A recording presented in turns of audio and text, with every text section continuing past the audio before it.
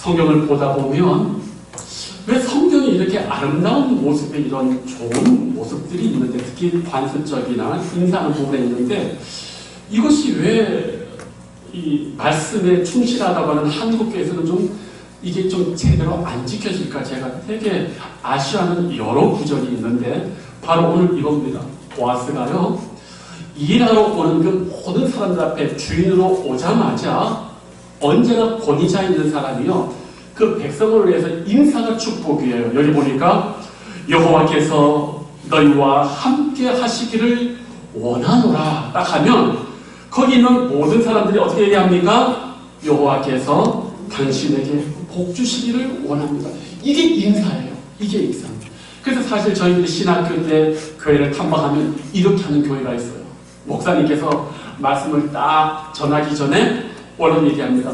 여호와께서 여러분들과 함께 하시기를 원합니다 라고 하면 성도들이 알아서 여호와께서 당신에게 복 주시기를 원합니다 이렇게 해요.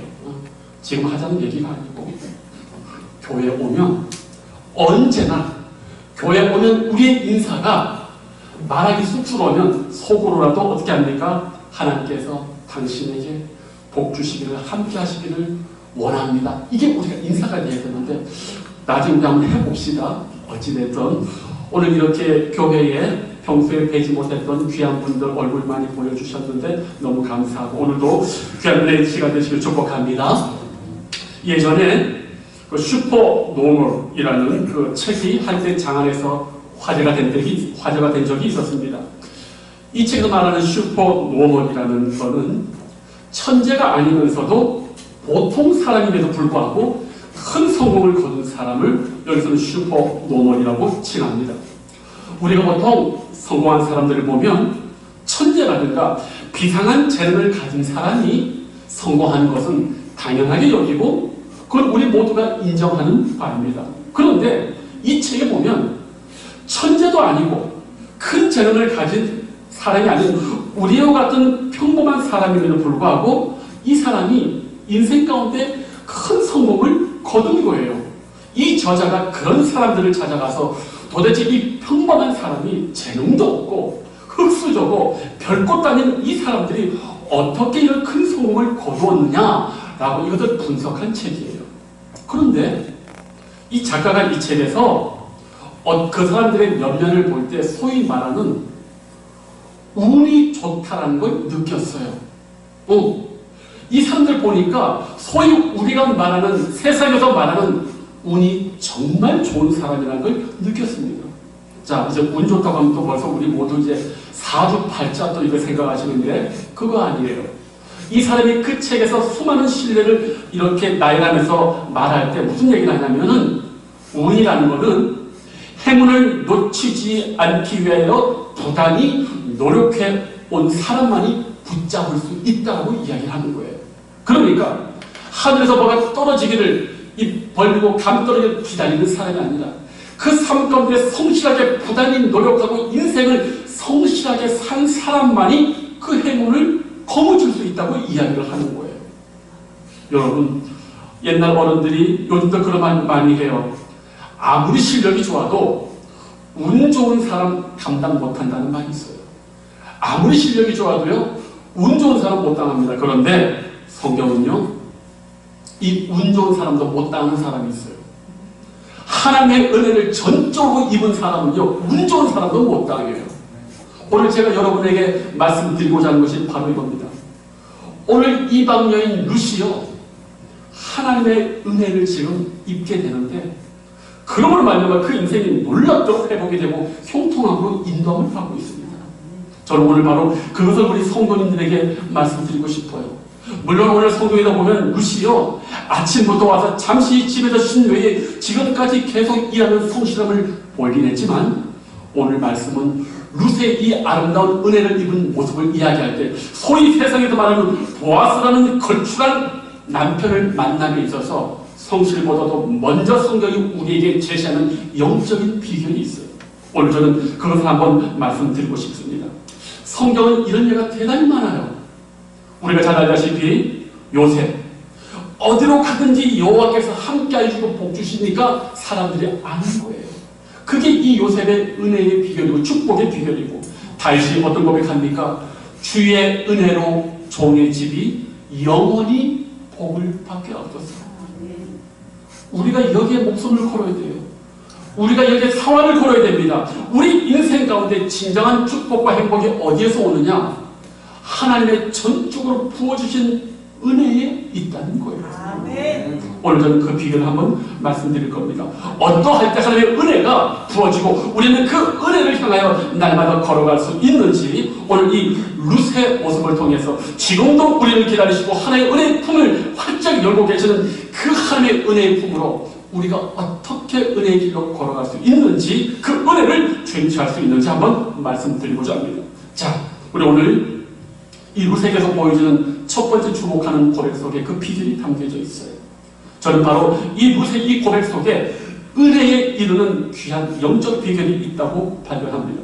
우리 말씀 2장 2절 한번 다 같이 한번 읽어볼까요? 시작! 모압 여인 룻이 나오미에게 이르되 원하는데 내가 밭으로 가서 내가 누구에게 은혜를 입으면 그를 따라서 이삭을 죽겠나이다 하니 나오미가 그에게 이르되 내 따라 갈지어다.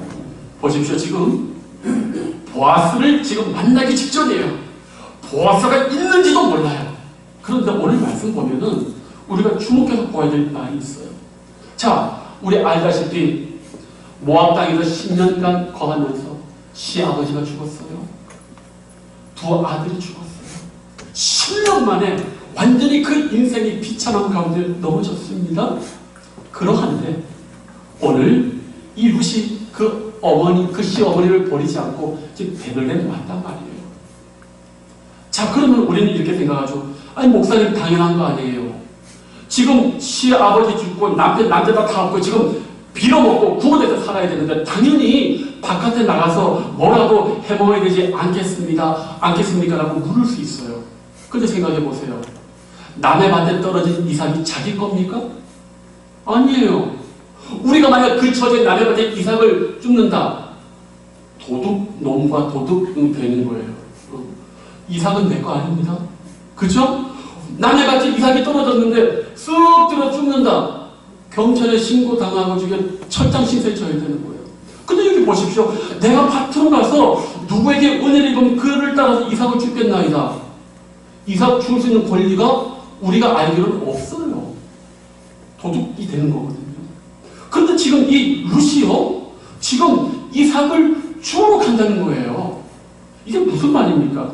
여기는요, 룻이요, 이방 여인이지만 10년간 믿음의 가정집에 살면서 하나님의 말씀을 정확하게 어떤 규례의 말씀을 알고 지금 얘기하는 거예요. 룻이 지금 어떤 말씀을 염두에 두고 지금 이렇게 감히 남의 밭에 이삭을 주러 가는 권리를 주장하냐 하면, 레위기 19장 9절 10절 들어보세요.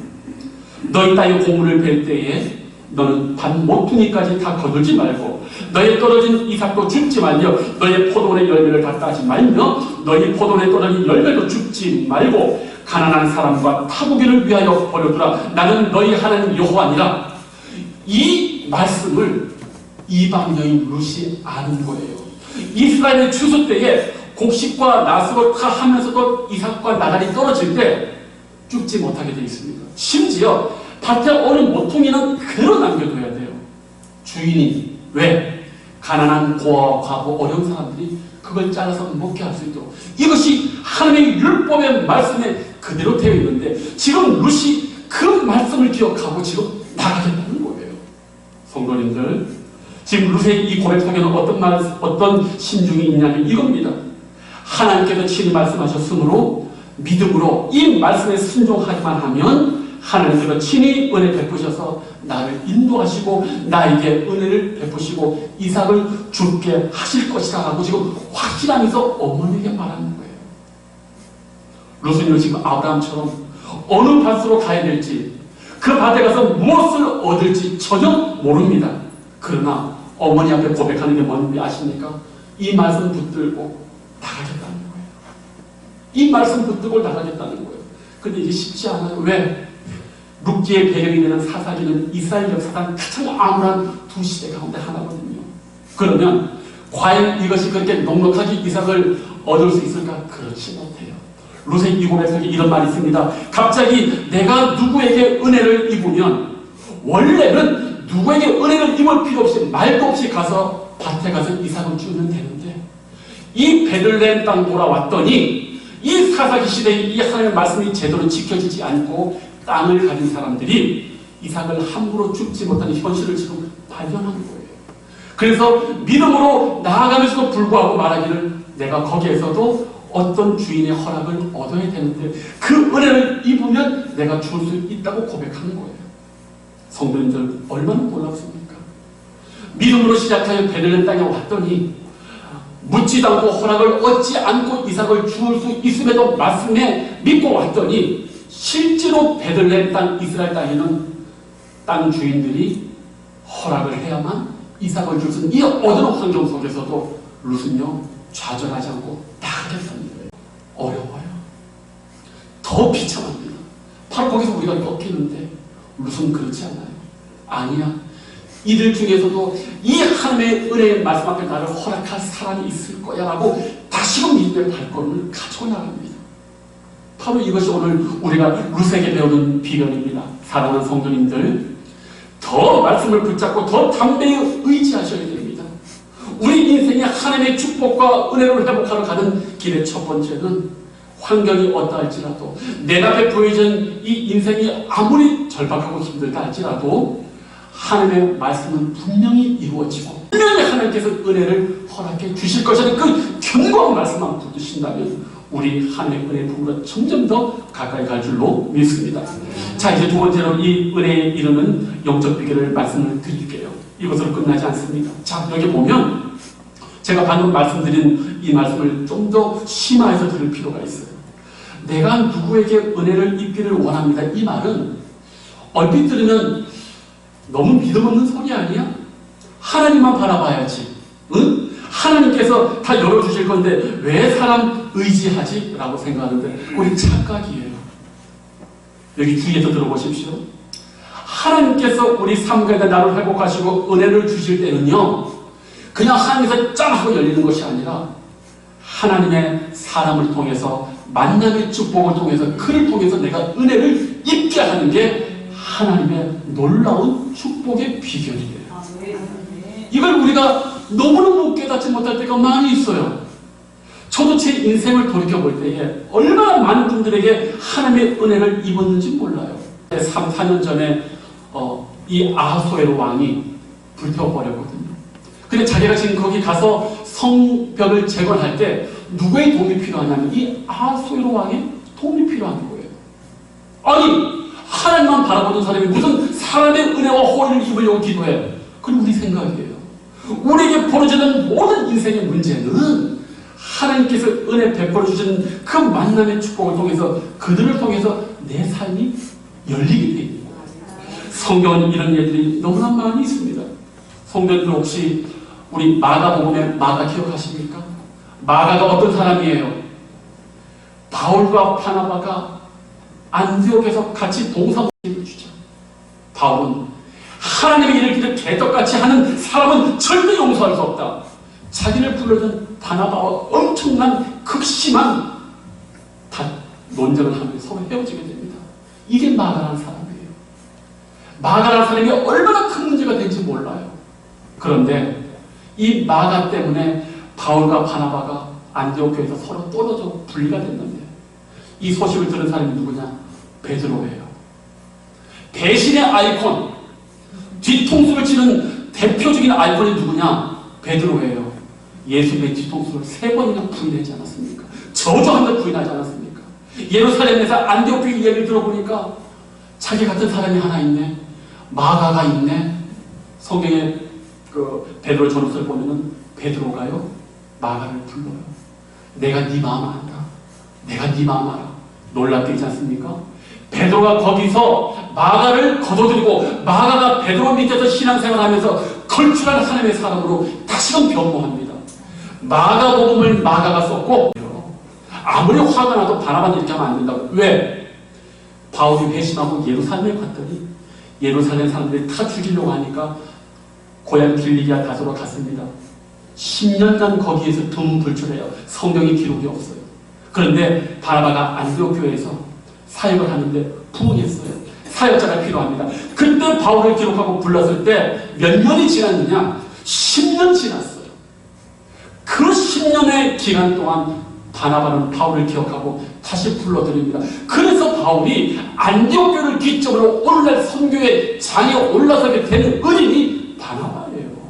바나바가 불러주지 않았으면 이 인생 성경의 역사에 등장할 수가 없는 사람이에요. 바울은 뭐 이 바나바의 은혜만 받았습니까? 브리스게라와 아굴라 보십시오. 가는 곳마다 따라가고 자기의 목숨을 바울을 위해서 줄 만큼 헌신적으로 바울을 돌봤어요. 로마서 15장 마지막에 보면 바울이 그 인생 가운데 은혜 입은 평신도들의 면면을 보면 얼마나 많이 나온지 몰라요. 바울 혼자 한 게 아니에요. 바울과 함께 동역하고 바울에게 은혜를 베푼 주님의 사람들이 그 주위에 얼마나 많이 있었지 몰라요. 우리가 이걸 깨달아야 돼요. 우리가 이렇게 만나는 이 만남 속이 이분들이 얼마나 내 인생 가운데 큰 축복의 통로라는 걸 우리가 깨달으셔야 돼요. 바로 루시 이걸 알고 있는 거예요. 내가 누구에게 은혜를 입으면, 내가 누구에게 은혜를 입어야 된다. 왜? 하나님의 은혜는 동역자들을 통해서 오거든요. 또 떨어지는 거 아니에요. 그래서 인생 가운데 형통하고 평안한 사람들은 주위에 믿음의 사람들이 많아요. 홀로가 아니에요. 예수님도 옆에 12제자 포진에 있잖아요. 70인의 전도인들이 포진에 있잖아요. 서로가 서로에게 은혜를 베풀고 서로가 서로에게 은혜를 입는 거란 말이에요. 사랑하는 성도님들, 그렇기 때문에 우리는 바로 이러한 하나님의 은혜를 입기 위해서 우리 주위에 만나는 사람을 소중하게 여기고 그에게 축복을 빌어주고 또 그를 통해서 또 내가 축복을 받는다는 이 존귀한 영적 비밀을 깨달으시기 바랍니다. 저는 교회 올 때마다 예배 때마다 제가 이 말 처음 해요. 목회자는 어디에서 힘을 얻는가? 자주 보는 성도들을 통해서 힘을 얻게 되는 거 아니겠습니까? 그래서 제가 고마운 거예요. 여기 계신 모든 분들이 다 고마운 거예요. 너무 감사한 거예요. 위대한 강단의 목회자는 성도님들을 만들고 그 성도님이 받는 은혜를 가지고 저는 또 복음을 전하게 되는 거예요.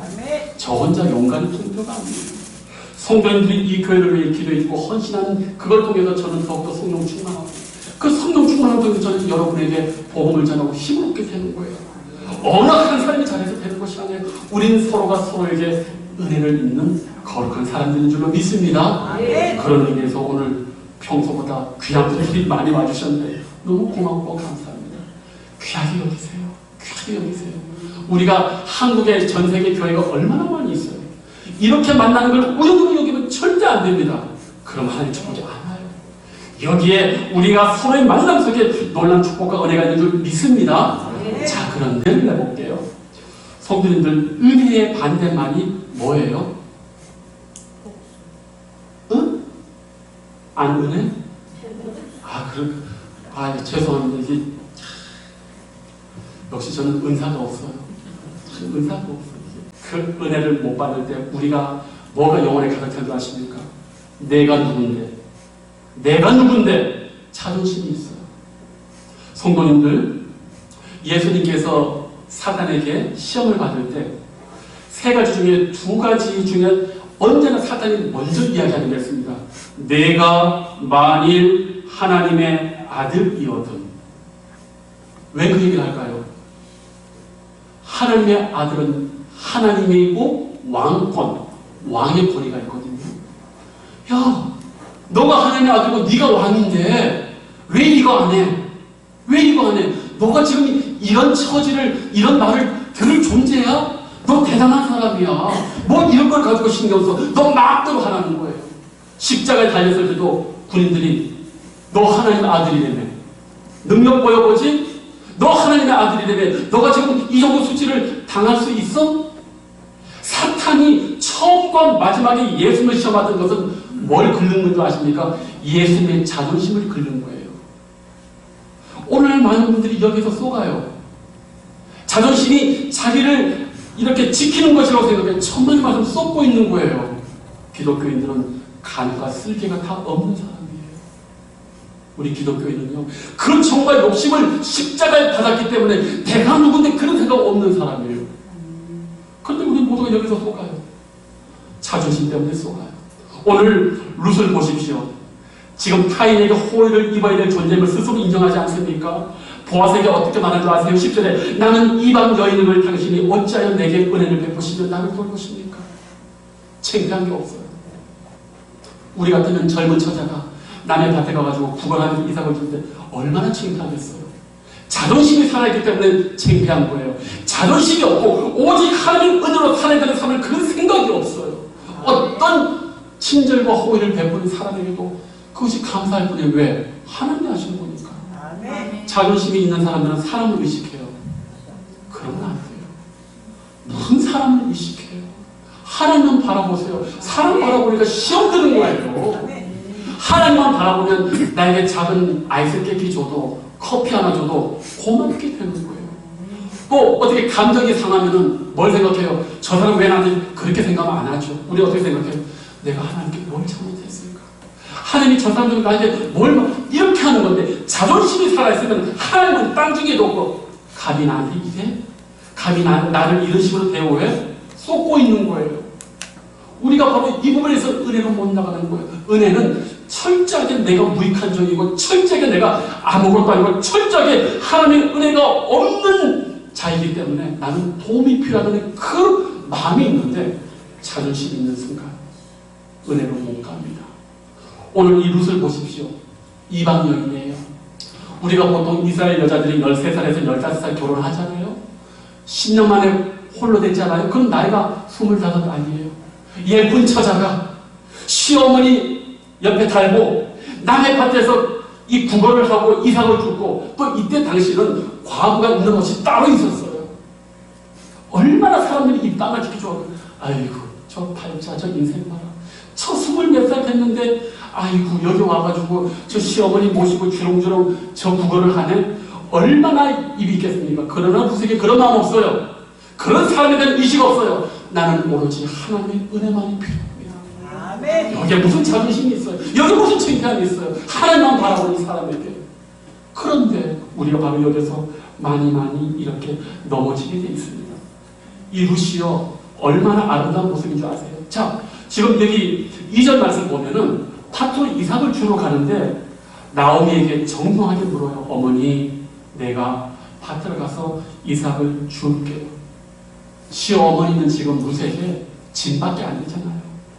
그런데도 이 마땅한 일을 함에 있어서 종과 같이 어머니를 공경해요. 어머니, 난 나가서 이삭 줄게요. 이게 아무나 할 수 있겠습니까? 하나님의 은혜에 자기가 비워진 사람만 할 수 있는 거예요. 요즘 젊은 세대들이 부모가 유산을 다 주면 돌아보지 않는다고 해요. 돈 있어야지 섬긴다고 해요.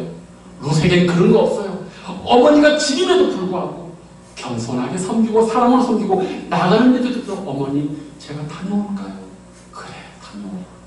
이 모습은 얼마나 아름답습니까? 심지어 룻은요 그 밭을 베러 가 밭에 이삭을 줄 때 말을 안 해도 되는데 그 모든 상황을 거느린 대표에게 가서 이렇게 말합니다. 나로 베는 자를 따라 이삭을 줄게 하옵소서. 말 안 해도 돼요. 그런데도 거기 책임자에게 같은 종의 종인데 가서 정중하게 말합니다. 나로 베는 자를 따라 이삭을 줄게 하옵소서. 이 정도의 낮아짐, 이 정도의 가난함, 이게 얼마나 아름답습니까? 다니엘은 어땠어요? 이 느부갓네살이 성격이 얼마나 불같은지 몰라요. 그런데 말을 하기를 이제부터는 이 아이들에게 고기를 먹여가지고 아주 건강하게 하라고 하니까 다니엘은 고기를 못 먹거든. 왜 우상 앞에 먼저 도축하고 어디가 우상의 제물입니까? 근데 다니엘이 어떻게 얘기를 합니까? 그 사람을 불러가지고 정중하게 요청을 해요. 내가 여기에서 이런 이거 없어요. 하나님의 은혜를 간구하는 사람에게는 언제나 이런 정중함과 자기 비움이 있는 거예요. 다른 성도님들, 오늘 저는 성도님들에게 정말 우리가 은혜 있기를 사모한다면 자존심이라는 것이 얼마나 우리에게 걸림돌이 되는 것인지, 이것이 예수님을 시험했던 가장 중요한 시험이라고 꼭 기억하십시오. 우리 기독교인들은 그런 거 없어요. 한번 돌이켜보세요. 우리가 왜 화가 나요? 우리가 왜 분노해요? 다 여러분의 자존심에 스크래치가 날 때 다 우리가 화가 나게 돼 있어요. 그런데 그 정과 욕심을 십자가에 못 박힌 우리에게는 그런 거 없습니다. 그럴 때 무슨 점점점 은혜 안으로 들어가게 됩니다. 그래서 누구를 만나니까 보아스를 만나요. 자, 그런데 이러한 아름다운 삶의 모습으로 은혜를 이렇게 찾아가는 룻에게 오늘 놀라운 하나님의 축복이 어떻게 임하는지 보십시오. 하나님께서 우리를 회복시킬 때 아주 기막힌 방법을 씁니다. 바로 3절 말씀, 4절 말씀이에요. 여기 보니까 룻이 되는 자를 따라 밭에서 이삭을 줍는데 그 다음에 뭐라고 쓰여져 있죠? 우연히. 자, 룻은 어디로 갈지 몰라요. 당연하죠. 베들레헴에 누구가 때 룻이 어떻게 알아요? 이방 여인인데. 그냥 나아갔어요. 근데 성경에 보니까 우연히 엘리멜렉의 친족 보아스에게 속한 밭에 갔더라. 참 이것도 우연인데 4절 말씀 보니까 하필 마침 보아스는 또 왜 베들레헴에 여기까지 왔을까? 성도님들, 우연히 마침. 세상은 그렇게 말합니다. 그렇지 않아요. 하나님께서 우리 인생 가운데 이 우연히와 마침이라는 것을 이야기하는 이유는 우리가 기대하지 않고 의도하지 않았음에도 불구하고 필연적으로, 숙명적으로, 운명적으로 우리를 만나주실 때 이런 단어를 쓰는 거예요. 우리가 눈을 들어보십시오. 얼마나 많은 교회, 얼마나 많은 성도, 얼마나 많은 청춘 남녀들이 있어요. 근데 우리가 이렇게 돌이켜보면요, 세상에 그렇게 만날 사람들이 많이 있음에도 이렇게 만나잖아요. 우연 아니에요. 필연으로 생각하셔야 돼요. 하나님의 역사는 언제나 그런 식으로 이루어져요. 룻이 지금 누구의 밭으로 갈지, 누구의 밭인지도 모르지만 그 믿음의 은혜의 발걸음을 걸은 그 룻에게 놀랍도록 우연히 엘리멜렉의 친족 보아스의 밭으로 갔고 거기 또 누가 와 있어요? 자기의 인생을 회복시켜줄 보아스가 거기에 마침 떡하니 기다리고 있는 거예요. 우리가 주님의 말씀을 의지하고 나가기만 하면 이미 하나님의 은혜와 보아스가 딱 버티고 있다니까요. 그래서 2장 1절에 딱 나와서 나오미의 남편 엘리멜렉 친족을 이루는 보아스가 있더라. 하나님의 은혜를 간구하는 우리 믿음의 발걸음을 가지고 나가는 우리에게는 벌써 저 앞에 누가 기다리고 있는 거예요. 하나님의 은혜가 기다리고 있는 거예요. 믿습니까? 아멘. 이건 믿음은 두려울 거 없어요. 하나님이 나를 도와주시겠다는 누가 뭐 어떻게 할게. 하나님이 내 편이 되어주시고 하나님이 나를 축복해 주시겠다는데 뭐가 두려워요? 문제는 우리가 하나님 축복하지 못하는 데 있어요. 하나님의 말씀이 이대로 될까 의심하는 데 있어요. 믿으십시오. 흔들리지 마십시오. 자, 그러면서 오늘 이 우연을 가장한 하나님의 축복이 오늘 어떻게 풍성하게 열리는지 저는 너무 놀라워요. 세상에 8절 9절에 보면은 보아스가 룻한테 첫눈에 반했던 것 같아요. 이게 제가 처음에는 이거 몰랐습니다. 처음에는 그저 호인 줄 알았는데 참 보아스가 오늘 이 8절과 9절의 말씀 보면은 룻에게 축복의 말을 몇 가지나 하는 7가지를 무료해요. 보세요.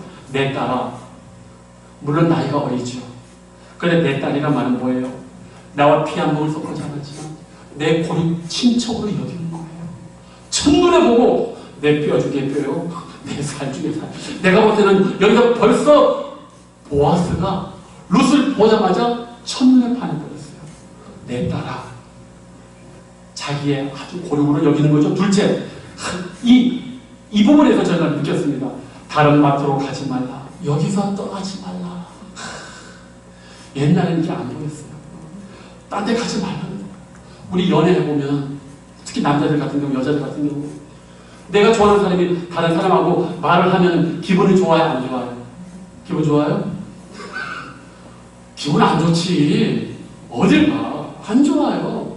이 봐요. 지금 아주 대놓고 다른 밭으로 가지 마. 여기서 떠나지 마. 나만 봐. 이거 아니에요. 내가 너를 보호하겠다. 하나님의 축복과 은혜를 받아서 우리가 하나님 앞에 가면요, 우리 하나님이요, 너 가지 마라. 내가 책임져 주겠다고 얘기하는 겁니다. 믿습니까? 그러면서 여기 또 말합니다. 나의 소녀들과 함께 있으라. 이게 소녀들 빼면 나와 함께 있으라는 얘기예요. 그것으로 끝나지 않아요. 그들이 너를 도와줄 테니까 너를 이렇게 호야해서 그들을 따르라. 그러면서 맨 마지막에 너를 건드리지 말라 하겠고, 그 다음에 목이 마르면 마시라. 여러분, 여기 건드리지 말라, 그 다음에 마시게 한다. 저는 10편 23편 말씀이 정확히 기억나요. 낮의 해와 밤의 달이 너를 삼지 못할 건데 내가 내 사원에게 말했다. 너 건드리지 말겠다. 그리고 목이 마르거든 여기 와서 그릇에 가서 마셔라 라고 이야기합니다. 보아스를 만났던 루시, 보아스의 마음은 알지 못했는데 그 자리에서 그냥 보아스가 7가지의 배려와 축복과 은혜를 그냥 쏟아부고 있는 거예요. 우리가 하나님 앞에 나아가고 하나님의 은혜를 경험할 때요, 정신 못 차릴 정도로 이런 호의와 은혜가 쏟아지게 돼 있어요. 사랑하는 성도님들, 우리 성도님들 가운데에 혹시 자기 자신의 삶이 침체 가운데 계신 분이 있습니까? 가장 기도하고 가장 붙들 게 뭐냐면은 하나님의 은혜를 입기를 소원하셔야 돼요. 내가 수고하고 내가 뿌리고 내가 정치하는 것보다 내가 간구하는 것보다 더 많은 것을 나에게 후히 주시고 내 인생길에 주시는 그 하나님의 넘치는 위로부터는 하늘의 은혜가 우리에게는 더 필요한 줄로 믿습니다. 하나님의 은혜로 더욱더 나아가시길 바랍니다. 하나님의 말씀을 믿어 의심하지 말고 순종하시고 그 은혜를 믿음으로 간구하시면 분명히 우리 하나님께서 이와 같이 하늘의 영광에서 우리의 모든 것을 회복시키시고 내가 생각했던 것보다 더 큰 축복으로 우리를 회복시키시고 인도할 줄로 믿습니다. 이 룻과 같은 은혜가 우리 사랑하는 성도들 모두에게 있기를 주님의 이름으로 축복합니다. 기도하겠습니다. 아버지 하나님, 오늘 이 시대를 살아갈 때 우리는 누구보다도 하나님의 은혜가 필요합니다. 하나님의 넘치는 은혜, 주님의 사랑의 품이 더욱더 필요합니다.